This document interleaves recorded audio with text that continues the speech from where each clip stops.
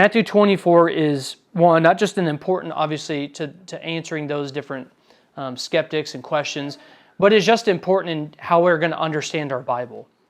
And it's a hard passage that we need to be able to come to and have some answers for, because there is as we dig into this, we'll see there is some weight to the atheist dilemma of them saying Jesus said that the generation that was with him in his day would not pass away until all these things come to pass. And so there is some weight to that, because that does seem like the most natural reading in this context of Matthew 24. But when Christians are saying, no, those are all either distant events in the future, or some of them are in the future, some of them may be in the past, we don't really know, it really puts into question not so much understanding the passage, but just knowing if Jesus was telling the truth. Because if he wasn't, that creates a major dilemma for us, right? But we know as Christians, okay, one of our first presuppositions is Jesus cannot lie, right? Jesus is God in the flesh. He can't lie. That's just a basic Christian presupposition.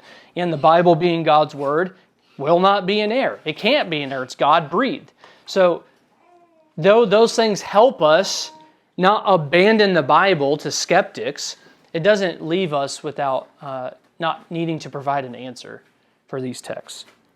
So that's what we're going to do here walking through Matthew 24, is just go through a few hard passages that I think typically gender those responses out of people.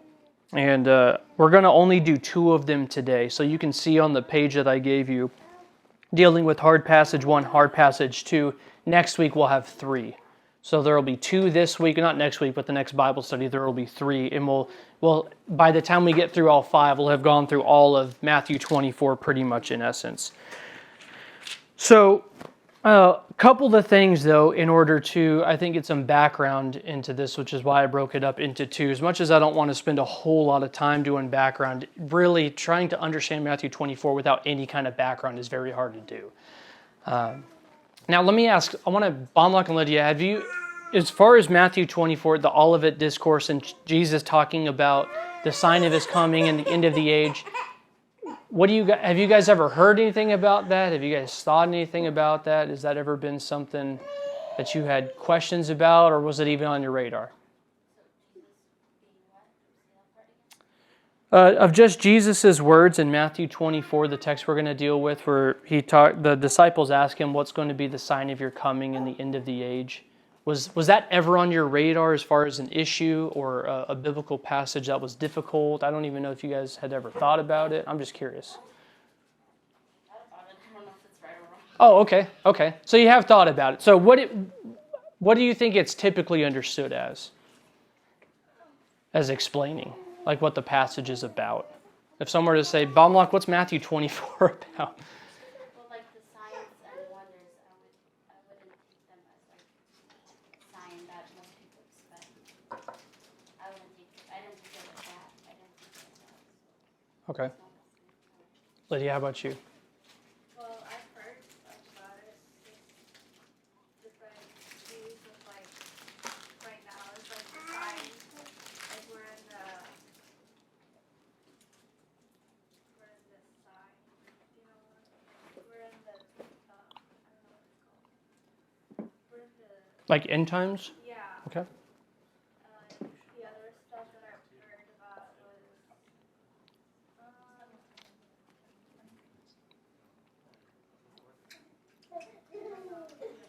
but I know someone Okay.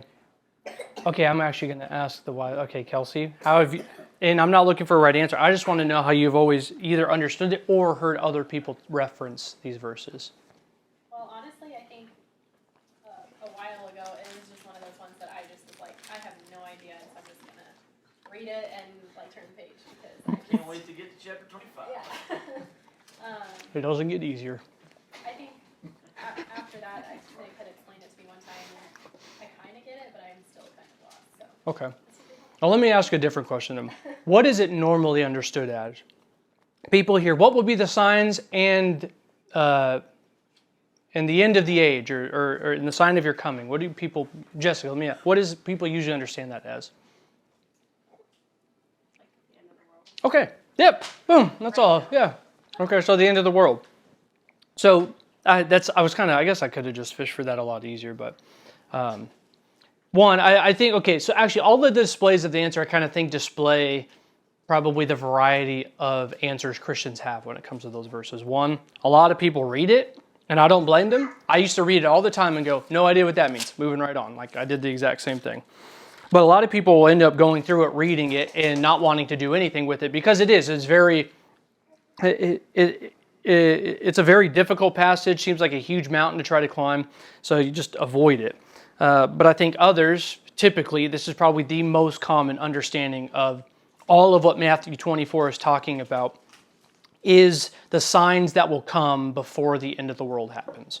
So Jesus' disciples ask him the question, what will be the sign of your coming and the end of the age? Or typically, in some translations it says the end of the world. And so people have seen this passage as saying, these are going to be the things that precede the end of the world. Right before Jesus comes back and starts laying out all the judgment in the world, these are going to be the things that precede either the end of the world, or a more popular understanding of this within evangelical circles would be in dispensationalism, which is a certain branch, think that these verses are talking about what are going to be the signs before Jesus returns and Jesus establishes a earthly millennial kingdom. And so really it's kind of been broken up into that. Either these are going to be the things that happen before the end of the world happens and everything is blown to bits and everything's started over, redone, or this is an explanation of what's going to happen yet in the future of what God's going to do in coming to establish a kingdom and all sorts of other things. So hopefully that makes sense. I don't know if anyone wants to add anything at that point, or maybe throw something in that they used to think it meant. I have probably 3 or 4 different Bibles where I was determined to figure out what Matthew 24 meant. So it's like, all right, let me do it this time. I'm going to figure it out. And I would read it, and I'd write all these notes in there, and I'd be like, all right, that's it, I got it. And then later on, I'd have a different Bible, and I'm like, all right, I'm going to read this again without the other notes. And I'm going to see if I come to the same kind of conclusion. And I'd write all my notes in there, and I check them, and it's not the same. So I have probably 3 or 4. Because you got the transformation. Bibles where they have so if one of my children gets one Bible, the other one gets a different Bible, they will interpret Matthew 24 differently. So I did that for probably years before I feel like I understand it as I do now. But they were always. Yeah. Well, and I could say the same. I didn't write it in the Bibles because I just always had a hard time doing that. But I do have different Bibles where I have a little bit of writing in them, and I went from understanding the whole of Matthew 24 in a completely other way, and then I started breaking it down piece by piece, and I would have this understanding here, and this understanding here, and this understanding here, and then it'd get erased, and some of them would join, and then I would still keep some in a closet over here, and I think it's a good reminder that this is definitely a hard passage, but 2, I think in our context, it has become significantly more clouded. 1, because of the amount that people have written just in the past 200 years. It's insane. We have more writing in the last couple of years than pretty much all of human history. I mean, the amount of writing people have done because of the printing press and everyone's availability to be literate and write and make a book. So we have things against us when it comes to this, but we also have lots of theology that has blended and morphed in American Christianity over the last 200 years too, which has not been significantly helpful.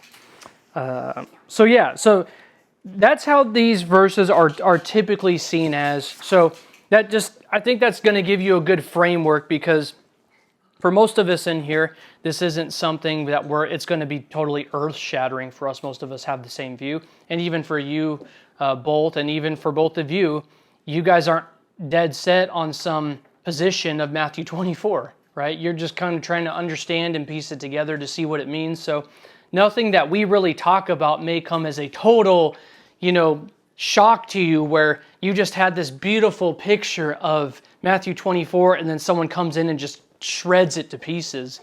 But just to understand that for most Christians, they think that the majority, or if not all of Matthew 24, is talking either about events in the future that are still yet to come, or are simply describing things that are continuing on now, that are signs that the end is near and could be happening at any moment. And for most Christians, that's just what they think. So the way we're going to walk through this and deal with some of these passages, we're just going to say it right out front. Those are going to be positions we don't take. We are going to take an entirely different position than both of those positions. One, just at the outset, I don't think anything in Matthew 24 is talking about the end of the world as we typically think of it. The end of human history all coming to a close. I don't think Matthew 24, and none of the pastors here think that's what the passage is about at all.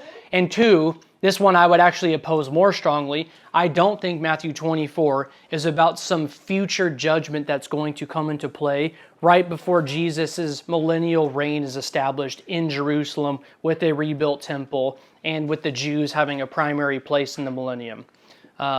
That one we just entirely reject, and I would rather see that one die first than the first one. We entirely reject both of those views.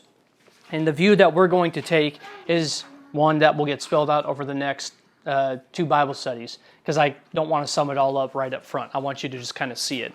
But we are going to take a view that says, what does Matthew 24 mean? And this is going to be helpful for us, one, as a principle of interpretation, and two, just how we should approach the Bible as we're reading it, is one, what does the passage first mean to the people who it was being spoken to, so that then we can understand what it might mean for us. And obviously all Scripture is breathed out by God and profitable for us. So whether you come to any passage of Scripture and you recognize that there's fulfillment of that passage in Scripture for a past people, does not therefore exclude any application to you, right? Does anybody read 1 Corinthians chapter 5 when Paul rebukes the church there about how they should throw out the man who's sleeping with his father's wife? And then he quotes an Old Testament verse about purging the evil from among them. Does anybody read that verse and go, well, he's talking about the first century church, so we can't just directly apply that to us, right? Or no one would do that. We recognize that though there is a context to Paul's own letter, that it was written to them to deal with their problems, to deal with their issues, there is still application for us. Now, sometimes the application is immediate, right? I can take that verse and go, boom, and I would bring it right over to us and say, anybody in the church in open, outright sin is going to get put before the church and be called to repentance, right? That is just, that's a straightforward biblical principle that we take straight out of that context. Well, and there are others then where there might be a more immediate fulfillment of a certain passage of Scripture, right? Like think about in Genesis 3, right away when the promise is said of the seed of the woman is going to come and crush the serpent's head, and Eve is called the mother of all the living, she immediately then has what? A baby boy. And in the way that she talks about it, she is describing God is already beginning to fulfill that promise to her. And yet, though we don't reach into Genesis 3 and 4 and go, oh, that's directly applied to me, I don't just take it straight over, we do recognize that there is continuing application of that, because that seed was ultimately not the one we were looking for. We were ultimately looking for Christ. So there's a way in which we can appropriate all of Scripture, regardless of when it was fulfilled, regardless of the people it was written to, that still has application and importance and a moral obligation for us to either believe or to obey. So as we're thinking of something like Matthew 24, I want us to think of the question, first and foremost, what did Jesus say to the people whom he was speaking to? And what did it mean for them? That's what we need to ask.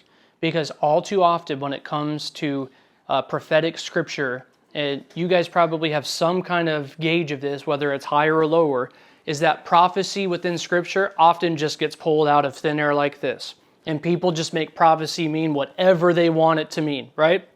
You guys know of a guy who wrote a book called The Blood Moons?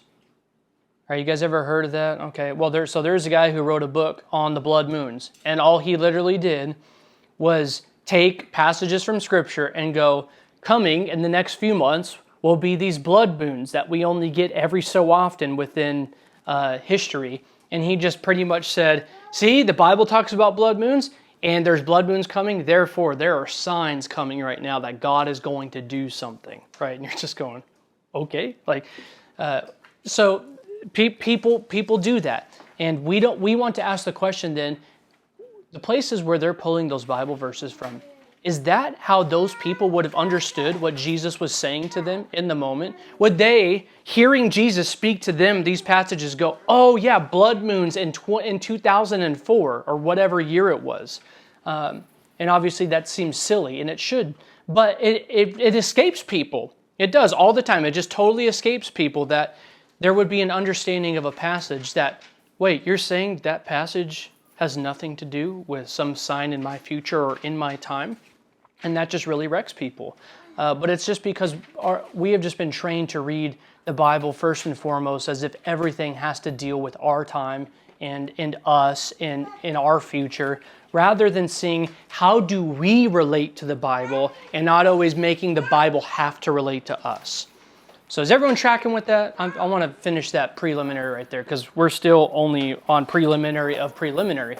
So everyone tracking with that? What's the main thing we want to ask? What does Matthew 24 mean to the people that Jesus is speaking to? That's all I'm asking. And I think from that we will realize that the two prominent positions and views of Matthew 24 are entirely wrong. And that we need to be reoriented and we need to see for afresh what Matthew 24 actually says. And then we can ask the question, what does that mean for us? Because it obviously will mean something for us. So, couple of things right here. One, Old Testament background.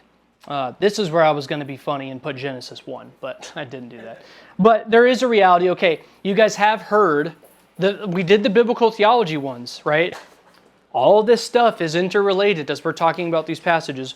What was the one thing that I tried relating to us when it comes to biblical theology is how do stories and pictures and types and all those different things we talked about, buildings, institutions, why does God have all of those things in the Old Testament? What are they doing constantly in the Old Testament? What are they painting for us? Yes, exactly. Okay, so it's giving you a pattern to follow to recognize this is how God acts, right? So we think of the flood, we think of the Exodus, we think of the conquest. All of those themes go all the way through the Bible, and God's giving them for us to understand. God is painting a picture almost in a rhythmic pattern for you to understand. There is a certain kind of thing God will continue to do, and ultimately in Jesus. So yes, it's exactly right.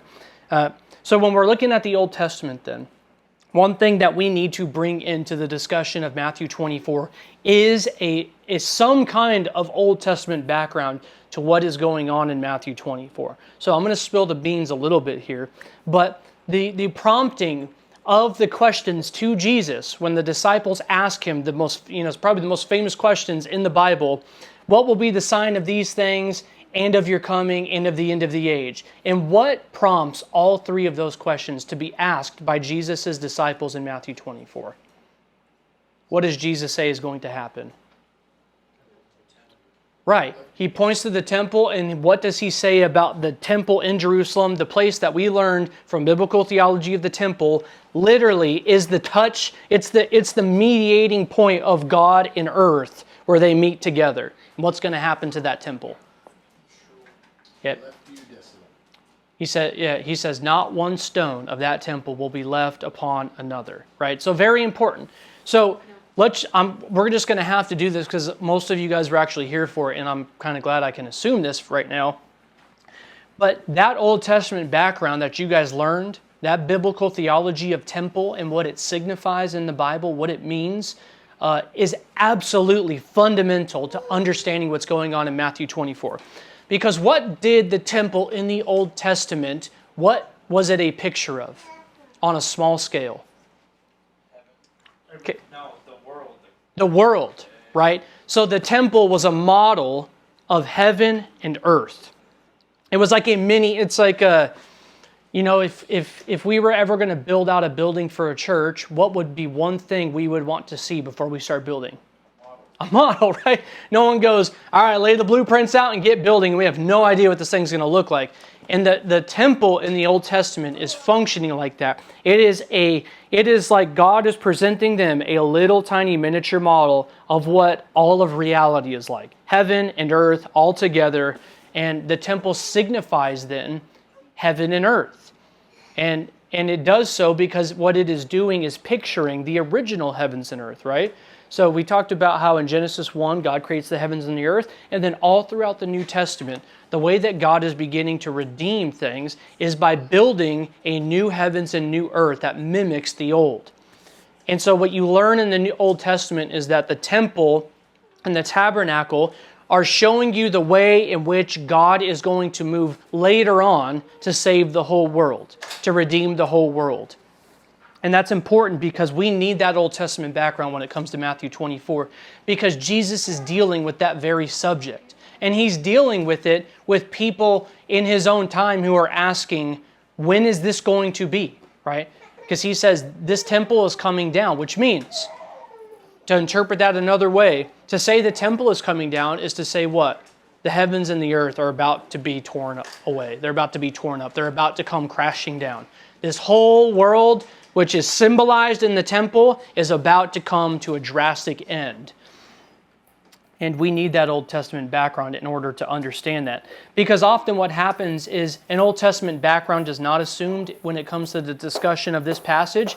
And so people have these really, really bad ideas that what's going to come later in the future is just another rebuilt temple.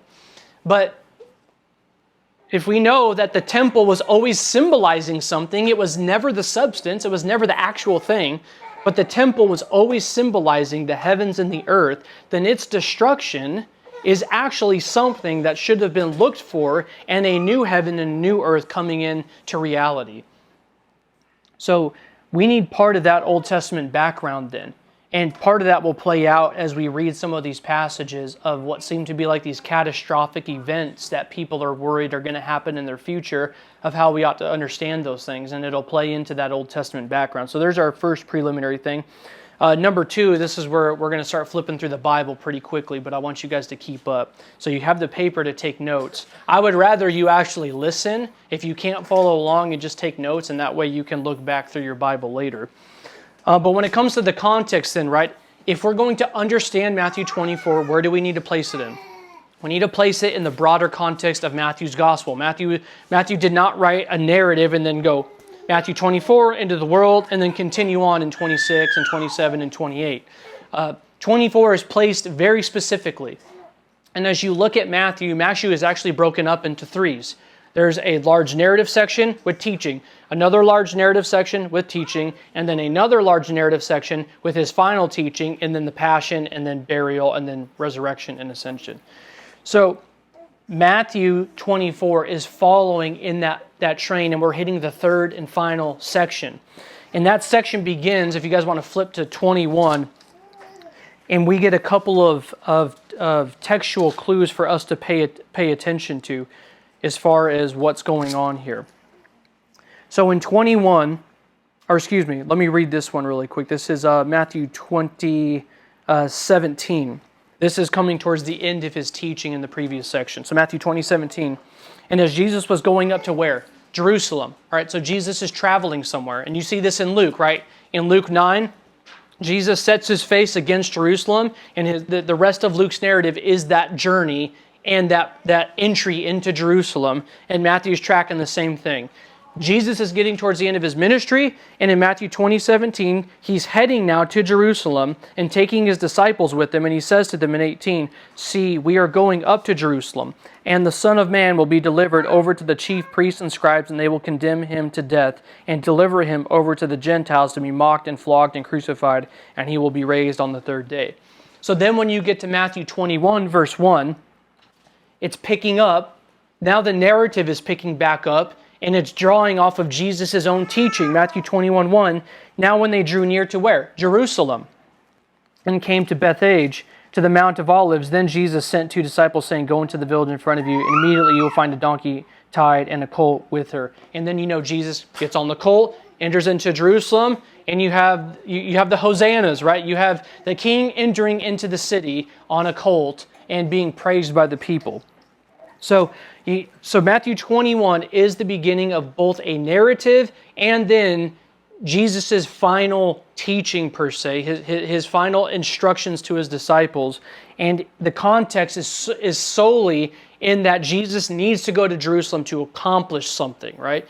And as other Gospels put it, he's going to accomplish what? An exodus, or in his baptism on the cross. He's accomplishing something new, right? And so this, like I said, that Old Testament background's starting to kick in now. Something major is going to happen when Jesus goes to Jerusalem and goes to the cross and dies. Something very big is going to happen. So 21 begins this section. Now technically Matthew 21 all the way to Matthew 28:15 is seen as an entire narrative story that goes from narrative to teaching to final narrative to passion. So it's this one big section. And specifically Matthew 21 through 25, as you read it, becomes an unbroken chain of narrative and then going into teaching. So that there is no stop here. There is no like hard cutoff mark of this was this for this and then that was over here for that, and you can start separating out the teaching that's found here. Matthew 21 through 25 is a contextual whole. So Matthew 21:1, Jesus is drawing near to Jerusalem, and he begins over there what? Coming in, cleansing the temple. And then 18, Matthew 21:18, again, we see Jesus is still in the same vicinity, on the same mission here, but now we get the confrontation of Jesus with the Pharisees and the Sadducees. So he comes to Jerusalem to accomplish something, and now he's facing opposition, right? And we've seen this over and over again as we've gone through Matthew. When we went through some of the parables, we talked about this. As we've gone through other Bible studies, we've talked about this. But as Jesus is coming to accomplish a mission, he's starting to receive opposition. Something is coming against him. And so he begins first with a narrative example of cursing a fig tree. And then when his authority is challenged, what does Jesus begin to do? He starts to teach. And so that backdrop is painted for you. He comes into Jerusalem to accomplish something. He's receiving opposition from the people. And then his authority is challenged by those people. And the rest of Jesus' response is a response first to the people who are challenging his authority and his mission, ultimately, of what he's going to accomplish when he goes to Jerusalem to die on a cross. So that's important. Everyone tracking so far as where it's going? Okay, so right there in Matthew 21:18, in the morning he was returning to the city, Jerusalem, he became hungry. All right, so we hit the cursing of the fig tree, like I said, and then you get the authority of Jesus challenge, and then he starts giving out the different parables, and there he gives the three parables, and then he continues the dialogue and the teaching with the Pharisees and the Sadducees. And then we get all the way to the end right here, and you see that where the confrontation in the teaching reaches its climax. And right here in 22:41, now while the Pharisees were gathered together, Jesus asked them a question, saying, "What do you think about the Christ? Whose son is he?" And they said to him, "The son of David." He said to them, "How is it then that David in the Spirit calls him Lord, saying, 'The Lord said to my Lord, sit at my right hand until I put your enemies under your feet'? If then David calls him Lord, how is he his son?" And no one was able to answer him a word, nor from that day did anyone dare to ask him any more questions. Okay, boom. So right here you get the end then of the going back and forth. The authority being challenged, he presses it on them in one final blow, and they can't even answer the most significant question of all, right? Whose son is that, right? Whose son is the Christ? Right? They can't answer this one, and he silences them with this. But then 23 picks up then what Jesus is going to do then as a response due to their lack of belief, and which comes across in their silence.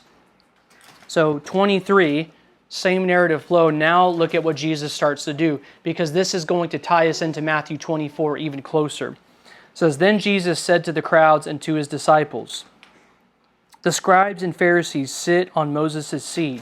So do and observe what they tell you, but not the works they do. For they preach, but do not practice. They tie up heavy burdens hard to bear and lay them on people's shoulders, but they themselves are not willing to move them with their finger.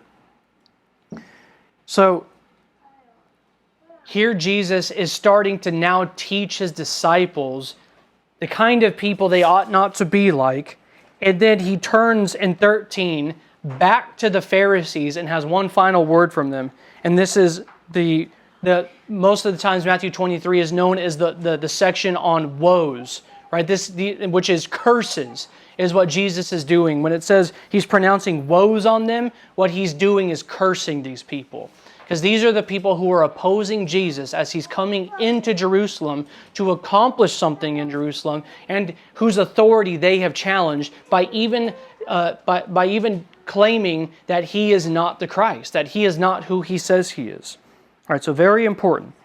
So he begins to go through these woes, and I'm not going to read all of these woes, but as you read through the woes continue to get worse. All of these woes continue to get worse, and there's actually 7 of them. So it's building on this repetitive pattern of woe after woe after woe after woe. And then this is where we want to pay even closer attention, and this gets us to the third preliminary point. Here's the setup. Right, so now you got a little bit of an Old Testament background. You have context, Matthew 21 through 25. This is one string of narrative going all the way through. And then Matthew 23, 29 on your paper. This is where Jesus' final woe is going to connect us to the following chapter in Matthew 24. And it's going to prompt the disciples' question. So this is where you want to slow down here. And this is where Christians would do well to slow down and read this carefully and just hear what Jesus says, so that when we get to 24, we're not guessing as to what is being talked about, but we go, oh, that's the most natural thing he could be talking about. So let's start 23:29. Here's what he says in his final woe. It says, "Woe to you, scribes and Pharisees, hypocrites!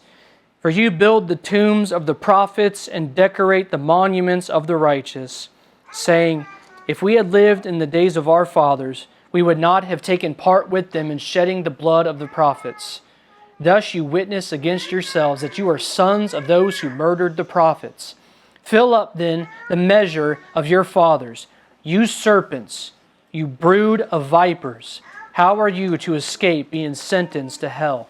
Therefore I send you prophets and wise men and scribes, some of whom you will kill and crucify, and some you will flog in your synagogues and persecute from town to town, so that on you may come all the righteous blood shed on earth, from the blood of righteous Abel to the blood of Zechariah the son of Berechiah, whom you murdered between the sanctuary and the altar." And then here's 36, very key. "Truly I say to you, all these things will come upon this generation. O Jerusalem, Jerusalem, the city that kills the prophets and stones those who are sent to it. How often would I have gathered your children together as a hen gathers her brood under her wings, and you were not willing. See, your house is left to you desolate. For I tell you, you will not see me again until you say, blessed is he who comes in the name of the Lord." All right, so here is the setup then, coming into 24. And in this final woe, what is, if you could just sum it up in a very, very short way, what is Jesus saying to the Pharisees and the scribes here in this section? If you summed up those verses, what's he doing in that woe? What's he telling them is going to happen?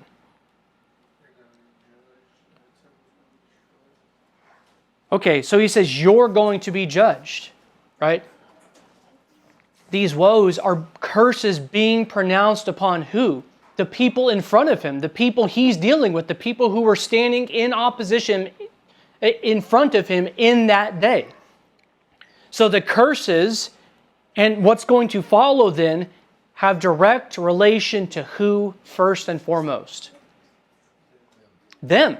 Right? The Pharisees and the scribes, the people in front of him in their very day, in his very day, Jesus' very day. He is not talking about something that is going to happen to a future people who are rebellious against the Messiah, right? Jesus is telling the very people who are questioning him in his day and saying, woe to you.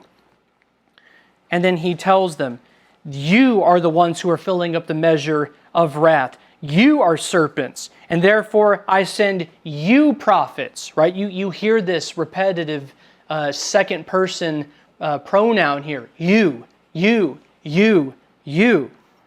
And then he tells them, truly I say to you, all these things will come upon this generation. And the things that he had just spoke is that he's going to send them these people and they're going to crucify him and they're going to shed all this blood. And their house then is going to be left to them desolate. This is the result of their disobedience and their unbelief. As Jesus says to them in 38, see, your house is left to you desolate. So this is a very important section right here, because you're probably thinking, okay, that doesn't seem to be all that difficult, right? And a lot of people will read Matthew 23 and understand the context. They go, he's talking to the Pharisees, he's telling them they're about to be judged, and that the temple's going to be brought down because of their unbelief, right? It seems to be a very simple context right there. But then what comes right afterwards is where people begin to get tripped up. But it's because they're not allowing, like we just said, this whole narrative to go through as one seamless stream. They want to start chopping it up.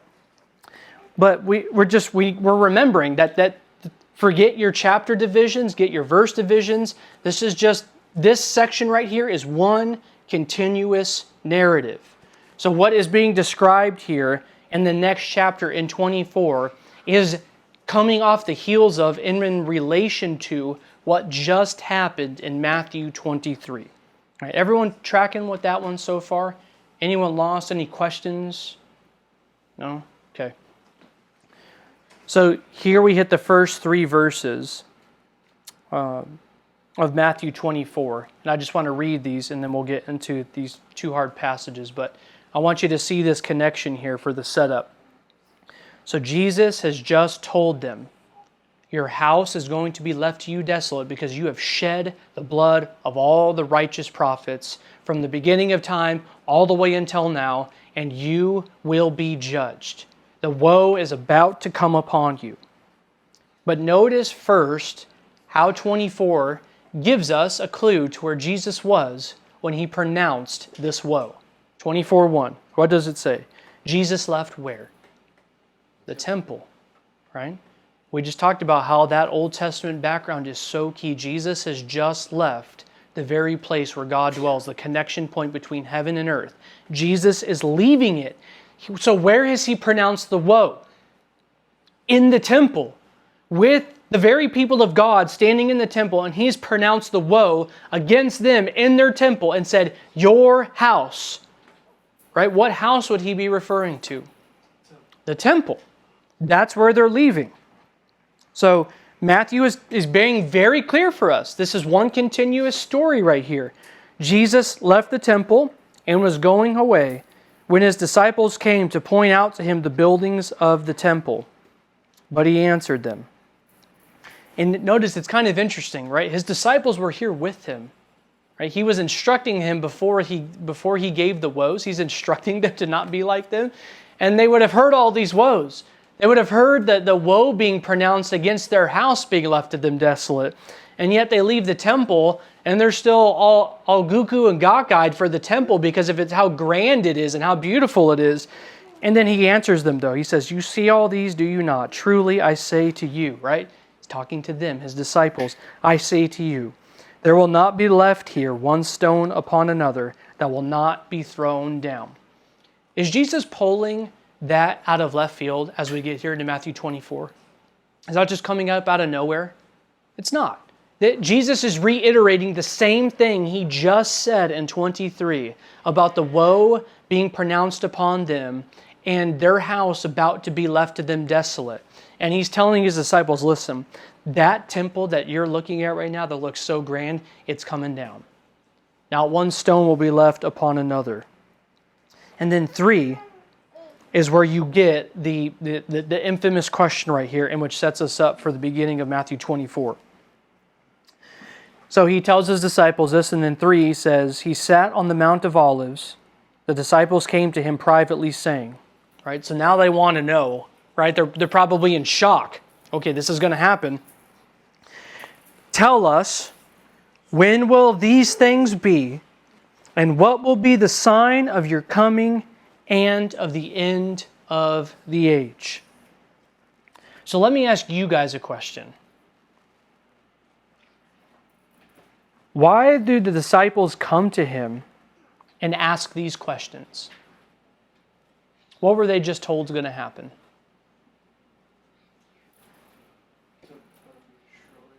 Temple's going to be destroyed, right? So now they come to him privately as they're walking away, right? The Mount of Olives is facing across the way from the temple, right? It'd be a direct line of sight. And Jesus goes and sits down over there. And then the disciples hear him say that, and they say, tell us, when will what? When will these things happen? What would be the closest thing in the disciples' minds to say these things will happen? When will they happen? What would they be referring to? They'd be referring to the temple. Right? They'd be referring to the woe that just got pronounced. They'd be referring to Jesus' words just a few seconds ago when he told them, that temple you're pointing at, that thing's coming down. The whole thing's going to come down. And so now they are asking the question, which sets us up for 24. The setup is this. Their questions are prompted by Jesus' pronouncement of judgment that is going to befall the people, and it's going to be symbolized in the bringing down of God's own temple. Right? That is the setup for Matthew 24. So their questions are being prompted by Jesus telling them, this thing will happen. And they want to know then, when will these things be? So when's it going to occur? And then 2 other questions. What will be the sign of your coming and of the end of the age? So the disciples' questions right here, and I'm not going to get too deep into the 3 parts here of the question because we just don't have the time to. But I think when you understand the whole buildup coming into Matthew 24 here, then to the disciples' question, the disciples' question should be viewed in this way. Do the disciples think that what Jesus is about to tell them and the thing that they're asking for is describing the end of the world as you and I know it? That everything's going to end. Like the whole space-time continuum is just going to be done. No. Right? That they're not asking in light of that. They're asking in light of the temple is about to be destroyed. All right, and they have a context for this. The temple had been destroyed previously. Right? The temple had been destroyed previously in the Babylonian exile. And they know that what this kind of pattern and what this kind of thing means. But their questions then are all geared around that. They're thinking in their mind, okay, the temple's going to come down, so when it's going to be. And notice their other 2 questions then seem to be in relationship to that very same thing that Jesus is pointing out to them. I'm going to come and destroy this temple. And now they want to know then, when will this happen? And what will be the sign of your coming and of the end of the age? Now, when both of these questions right here, I think we will be able to see that the coming being described here and the end of the age being described here will be answered in the discourse that Jesus is going to give. But to just put it up front, I do not think that the coming here being described is how we typically think of a coming of Jesus, and that would be the second coming of Jesus at the end of history that we think of when we think of texts like 1 Corinthians 15. Where Jesus comes, the resurrection happens, and then history is a wrap, right? And then eternal destinies are sorted out.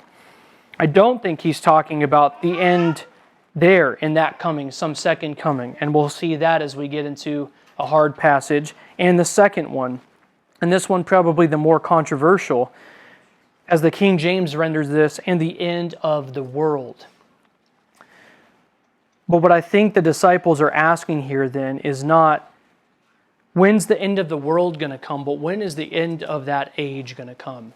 Right? So there is a word there for age that is ion, and it is not the word that we usually think of when we think of the end of the world or the end of the cosmos that we usually think. So you think world comes from cosmos. So talking about, could mean a bunch of different things, but typically talking about a much broader expanse. And here it's just the King James does a disservice in translating it that, the end of the world, when rather it should be understood as the end of the age, or the end of some era is about to happen. So there is our setup as far as coming into 24 and then dealing with these two hard passages today. Does anyone have any questions about the build-up, the context, setup, any of the background that we just discussed? Yep, throw it out there. Oh, okay, that was a good sign. Sprinkle a little salt on it. Okay. So just like we said at the beginning, though, that context is what is going to help us understand the rest of this passage, right? Because now we know whatever Jesus is talking about, and I'll be honest with you, there are a few verses in here where I'm like, there could be a couple of different understandings of that particular verse or this particular verse, and I still don't really know exactly what every single verse in this section means. But one thing we can know for certain is what Jesus is addressing. Jesus is addressing his disciples' questions in light of his statement that the temple will be destroyed, and they want to know when it's going to happen. So, though we may not know everything, we'll know at least something, and I think that something is pretty significant. So, here's the first hard passage, Matthew 24, verses 4 to 13. Matthew 24, 4 to 13. So, I'm going to read this section, and then I'll deal with what I think is probably the typical response from people as to why this is a hard passage. So 24:4, and Jesus answered them, "See that no one leads you astray, for many will come in my name, saying, 'I am the Christ.' And they will lead many astray. And you will hear of wars and rumors of wars. See that you are not alarmed, for this must take place, but the end is not yet. For nation will rise against nation, and kingdom against kingdom, and there will be famines and earthquakes in various places. And all these are but the beginning of the birth pains. Then they will deliver you up to tribulation and put you to death, and you will be hated by all nations for my name's sake. And then many will fall away and betray one another and hate one another. And many false prophets will arise and lead many astray. And because lawlessness will be increased, the love of many will grow cold. But the one who endures to the end will be saved." So I stopped there in 13 for a reason. 14 is actually the next hard passage that I think makes this difficult. But first hard passage, and the reason I think this is a hard passage is because often the list of things that Jesus begins to describe here are things that people see in our day, right? We don't live in a utopia right now. I hope everyone knows that. You think of what we've been praying about for Afghanistan, you realize that the world has not been perfected. It has not been ridden of sin. And so you can think of certain things in here that still continue to some degree in our own day. And so people hear Jesus saying, when are these things going to take place? And he says, don't let anyone lead you astray. Here are some things that could lead you astray into thinking that the end has come. And he starts talking about them, right? What's the first one? People are going to come and say what? They're what? They're the Christ. They're the Messiah, right? And that would be a pretty bad one, right? That would make people think, oop, the end is just here. Because the disciples are asking the question, what will be the sign that these things happen and the sign of your what? Your coming. So if someone's coming on the scene saying, I'm the Christ, they would think it's right here, it's happening right now. And he's telling them, don't be led astray by these things. Don't be led astray by these signs. Here are signs that you don't want to be led astray by. People claiming that they're the Messiah. Don't be led astray by those things. Verse 6, you will hear of wars and rumors of wars. What does he tell them right after that? See that you are not alarmed, for this must take place, but the end is not yet. So another thing that people often see in our own day Wars and rumors of wars. I mean, brethren, we were in a conflict in the Middle East and Afghanistan for 20 years. Some people fought in it, and then their son fought in the same place, in the same war. Like, wars and rumors of wars still continue. And so people start seeing these things in this passage and go, well, these things are happening today. This must obviously be talking about something in the future. Wars and rumors of wars, people claiming to be the Messiah. And then he continues to go on. Nation will rise against nation, kingdom against kingdom, famines, earthquakes in various places. I mean, brethren, I don't have to convince anybody in this room that those things still happen. But notice what Jesus says about all of these different things, given the context. He continually reminds them, these things will happen, but don't worry. These things will take place before the end comes. These are just the beginnings of the end that is coming. And so what he's actually telling them in this section are not signs that the end of some future thing is going to happen for us. He's actually telling the people in his day, the thing you're talking about, these things will appear. These are actually not the signs you should be paying attention to. These things will happen. Yes, they'll occur before the end. He calls them birth pangs that will come up right before the end, but he says the end has not come yet. These are actually things they are to not be distracted by.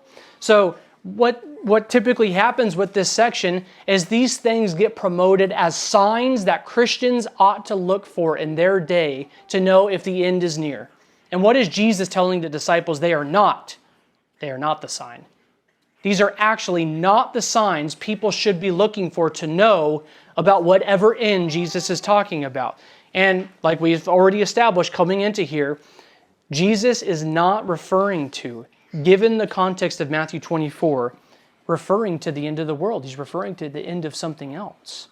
He's referring to an end that is going to be in the disciples' day.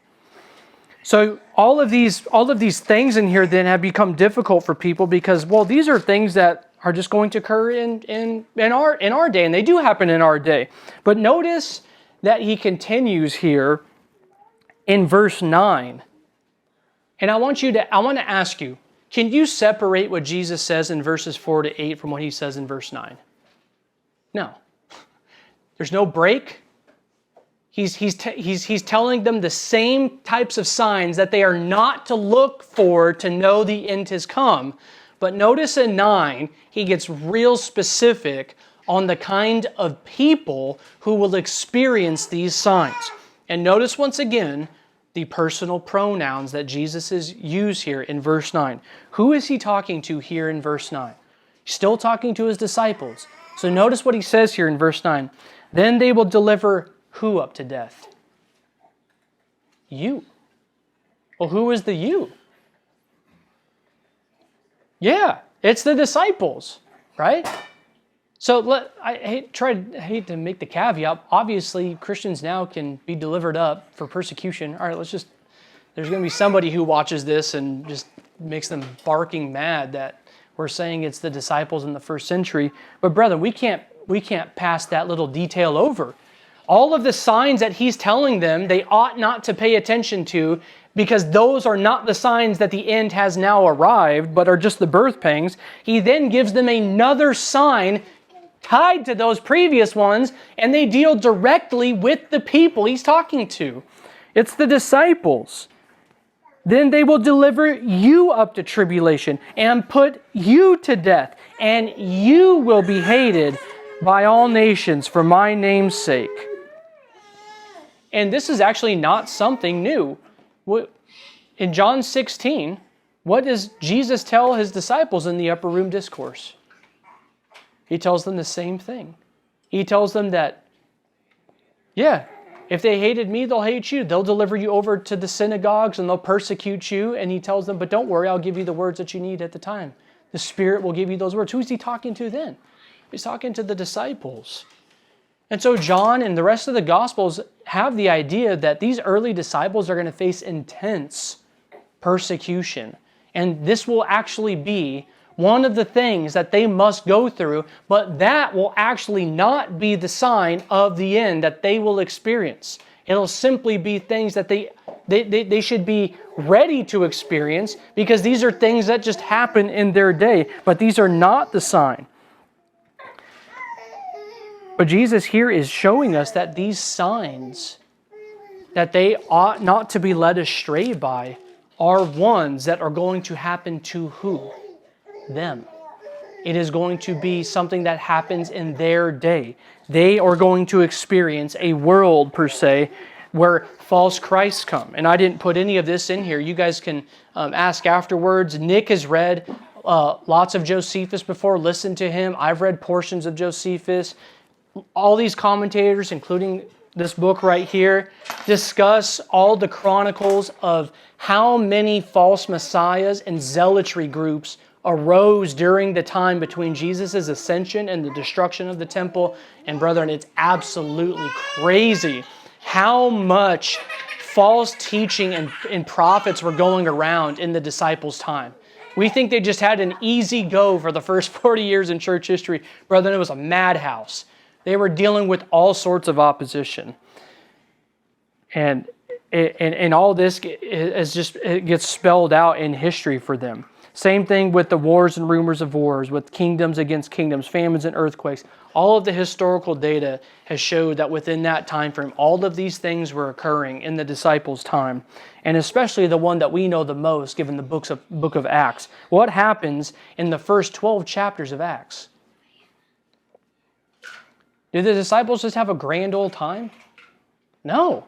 They are constantly facing persecution. What happens in every town that Paul goes to when he goes to the synagogue? What happens, right? Persecuted, almost killed, right? So the very things that Jesus say, listen, these things will happen, but don't be caught off guard, are things that actually happen to the disciples and in the disciples' world, in the disciples' own day.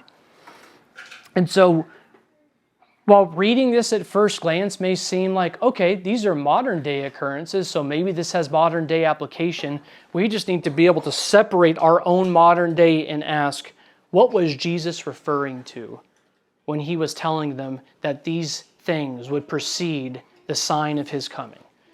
And he's telling them, in this context, it will happen to you.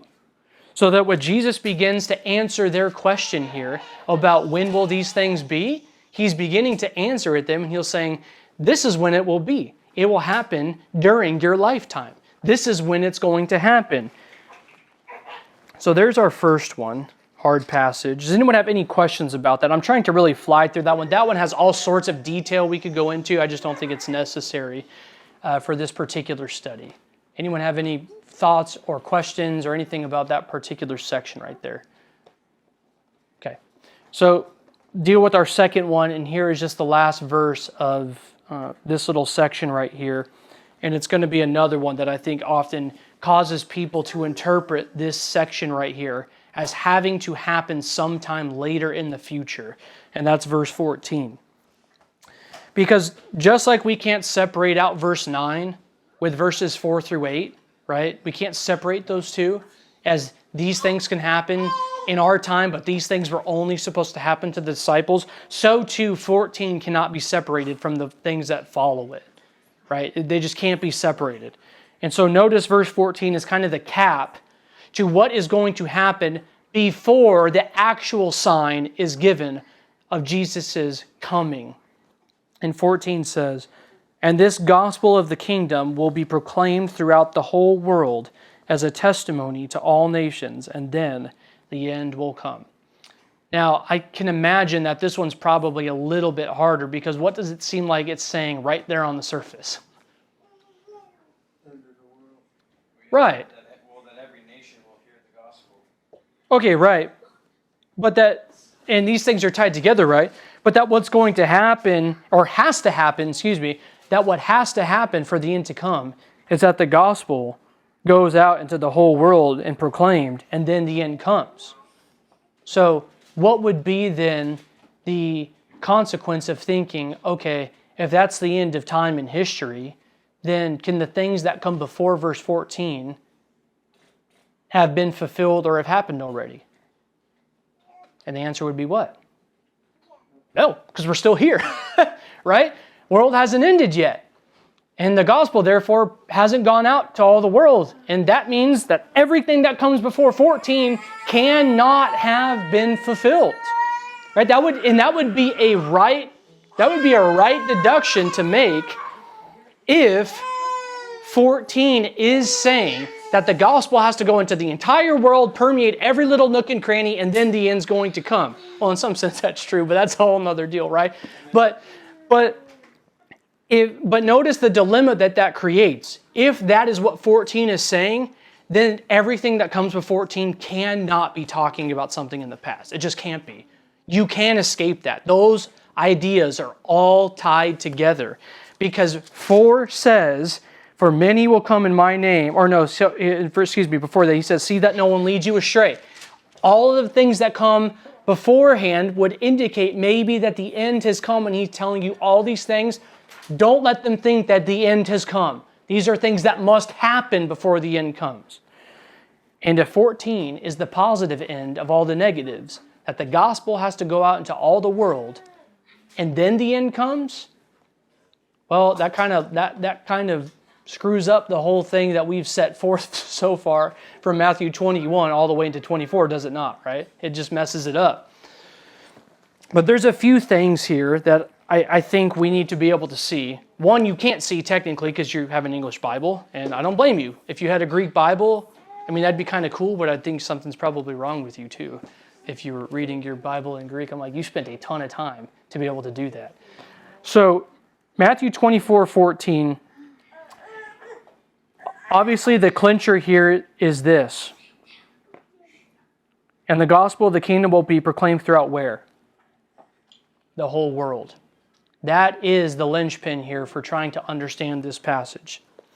So here in Matthew 24:14, what is translated right here, the whole world, is a word that actually occurs only one time in the Gospel of Matthew in its entirety. It's only here. And it's in distinction to several different times in which the word gets used elsewhere, either in the Gospels or other parts of the New Testament, where we translate the word world. And here in Matthew, the word that is being translated into world here is a word, oikumene is the word. And typically when we think of world, what we're typically building that word off of is another Greek word, the Greek word cosmos. So here in Matthew 24:14, we need to ask ourselves, is this word being translated as whole world? When Matthew is using a word one time in his entire gospel that he uses nowhere else, and that in other places in the New Testament is not used to describe the world in which we think of, right? The world filled with all the nations is how we typically think of world, right? And here is where I actually think our Bibles are not translating this very properly. And this is just one, I'll be honest with you, as you study it, church, as you study it, it's honestly just because no man can escape tradition. If you just legitimately want to know why most Bible translators translate Matthew 24:14 as the whole world, it's because they have a tradition. I wish I could say it's because there's debate and argument upon the word oikumene that stands behind the translation there, but there really isn't. When you go to any lexicon and you look up the word oikumene and you look up its usages, it becomes absolutely clear every single time that it's used what it's referring to. And that word oikumene is not used to describe the world in which we know, meaning the whole entire world filled with every nation and every people group and every tribe. That is not what the word means. And let me give you guys just a sample of it so that you could hear it instead of me just saying it and taking it verbatim. I want you to hear it. So I wrote these ones down for you because I think this one's a very, very important one as you discuss this passage with people. But here is some of its usage, both in Matthew and then in subsequent Gospels and letters and narrative in the New Testament. So here is Acts 11. You guys can flip over here, Acts 11, verse 28. And then I promise, we only have these 5 bullet points and then we are done. I know this is going long because my wife got up. So Acts 11:28. Sign of the end of the Sign of the close of the age right there. Acts 11:28. Someone read that really quick. Acts 11:28. One of them named Agabus stood up and began to indicate by the Spirit that there would certainly be a great famine all over the world. This took place in the reign of Claudius. Okay, so 28 right there. It says, and one of them named Agabus stood up and foretold by the Spirit what? The great famine is going to be over where? Whole world. Let me ask you a question. Did this famine literally stretch from North Pole to South Pole and from east to west? Right. That'd be a ridiculous reading, right? Famines don't stretch that far. If it did, the world would have perished then. If you have a famine that bad, something's got screwy in the gears spinning the earth. If there's a famine literally across the whole face of the earth, right?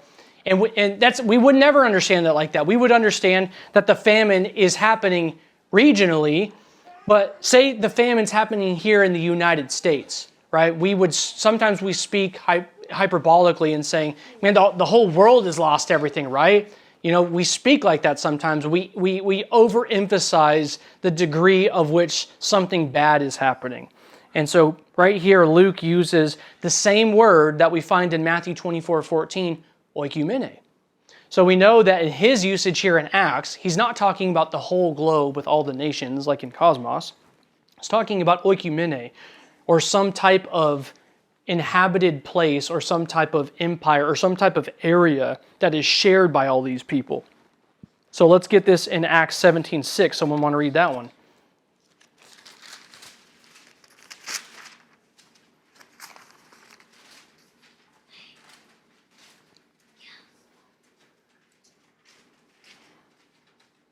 And read 6 through 7, please. Acts 17, 6 through 7. Whoever has it first, just read it. Even if you read another one, I don't care. When they did not find them, they began dragging Jason and some brethren before the city authorities, shouting, "These men who have upset the world have come here also, and Jason has welcomed them. And they all act contrary to the decrees of Caesar, saying that there is another king, Jesus." Okay, so once again, what are these men doing in the proclamation of Jesus as king? What's getting flipped upside down? The world. Now let me ask you the question. Was everyone in the entire world getting their life turned upside down at this point in history by the preaching of the gospel? That's right. Negative, right? Not happening, right? The gospel had literally not gone out to the vast majority of the world at this point. And yet, because this is creating such a stink in what empire at the time? Roman Empire. That these people are looking at these people preaching Jesus as king and going, these are the same people who have been going from town to town, upsetting all these cities, and they conclude they're literally turning the whole what? Oikumene. The whole world upside down. They're turning what upside down? The Roman Empire. That's what they're doing. In Acts, you're getting in all these missions to the Gentiles, going throughout the entire Roman Empire and turning that world upside down by the preaching of Jesus as king. Which is why he says there, they're acting against the decrees of who? Caesar, right? So you know that whoever's world this is, it's tied to Caesar. Because that's the decree that they're flaunting against by preaching this Jesus as world. This is the world that they're turning upside down. It's Caesar's world that's getting flipped upside down. So Luke 2, verse 1. Whoever flips there first, please just read it. Luke 2:1.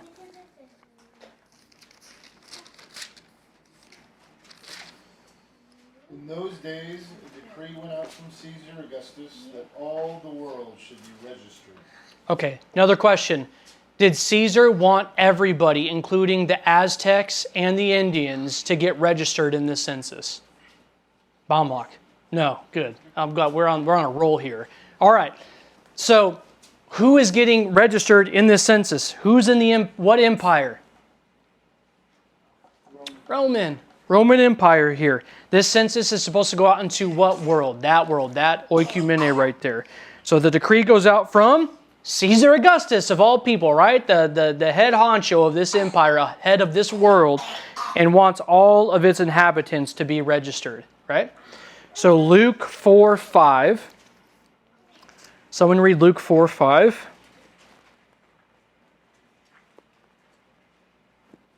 Whoever has it first, just read it, rip it out. And he led him up and showed him all the kingdoms of the world in a moment of time. Okay, and this comes in the temptation of Jesus. So Satan, I'm going to do the question again. Satan takes Jesus up on a great high mountain, and he stands up and he shows them North America, South America. He shows them Asia, Europe, the Antarctic, and all of the different continents that we now know, and every single kingdom, right? No. Okay, right, that's right. Okay, so Jesus is shown the kingdoms of the world, and obviously Jesus didn't float up into outer space with Satan to be able to see the whole globe when this thing happens. He gets put up on a mountain and he showed the whole kingdoms of what world? The oikumene, here again, of the empire. He is shown the power, the greatest known, literally, the greatest known power in the entire world at this time. And he's shown those kingdoms. I mean, that's still temptation, brethren. That would be like getting shown the U.S. and everything we can control and being shown that kind of power. And that is the kingdoms of the world that he's being shown right there. So last one here in Luke 21:26. 21:26. Someone read that one.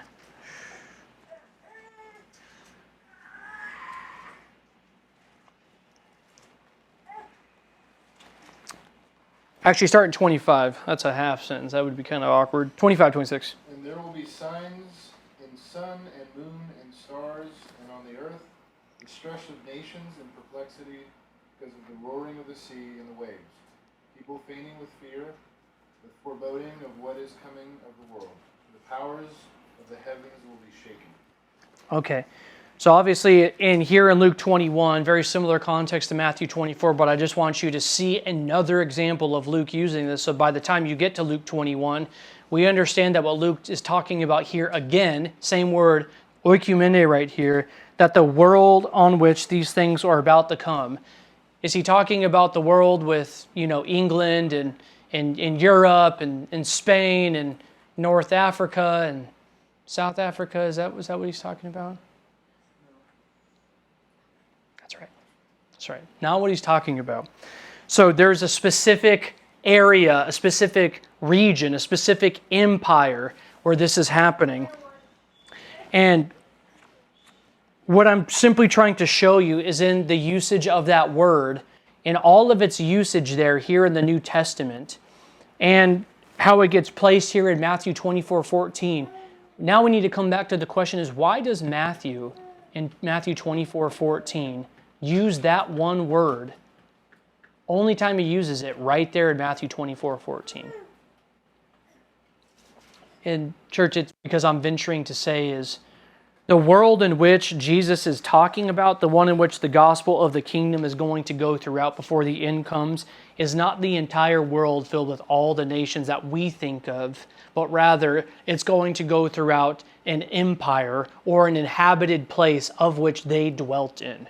And obviously in that time, who's head of that empire? Who is head of that world? Caesar Augustus. And you saw that in all of those different examples there. So in here, one, I think is some confirmation of what Jesus says that Paul and I think that the writers of the New Testament are actually being seen played out in their own day. So here's Colossians. We can flip there, Colossians 1. Someone read Colossians 1, 5 through 6a. So only the first half of Colossians 6. So Colossians 1, 5 through 6a.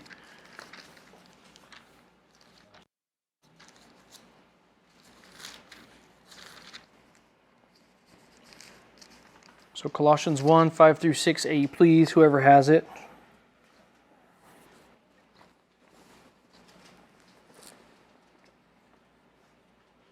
Because of the hope laid up for you in heaven, of which you previously heard in the word of truth, the gospel, which has come to you just as in all the world also, constantly bearing fruit. Okay. And then someone, Colossians 1:23.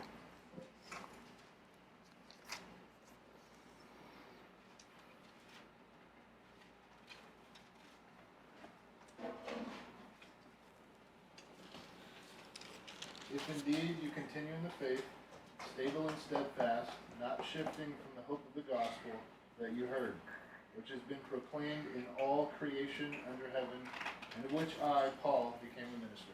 Okay. And then Romans 1, verse 8. Whoever can get there first. And then someone flip to the back end of Romans 16:25-26. So Romans 1:8, whoever has it first, just read it. And then whoever gets Romans 16 first, just read it. First, I thank my God through Jesus Christ for you all, because your faith is being proclaimed throughout the whole world. Then Romans 16:25-26. Now to him who is able to strengthen you, according to my gospel, and the preaching of Jesus Christ, according to the revelation of the mystery, that was kept secret for long ages, but has now been disclosed, and through the prophetic writings has been made known to all nations, according to the command of the eternal God, to bring about the obedience of faith. Okay. So I think within the New Testament, then, we see affirmation of this very idea that Jesus tells his disciples is going to happen in their own time before this end comes. That this gospel of the kingdom is going to go throughout the whole oikumene, the whole empire, the whole inhabited world here, this whatever world this is, it's going to go throughout this entire world before this end comes. And I think the disciples are seeing this already beginning to happen as they're writing. And as you see Paul doing in a number of instances, is telling them, this gospel has gone to all the nations. This gospel has gone throughout the whole world. He's obviously speaking hyperbolic in some of these of saying it's gone to every living creature in heaven, right, and on earth. Like he is making a dramatic statement to the effect that that very thing was happening in Paul's day. That contained within this world, the gospel is going out.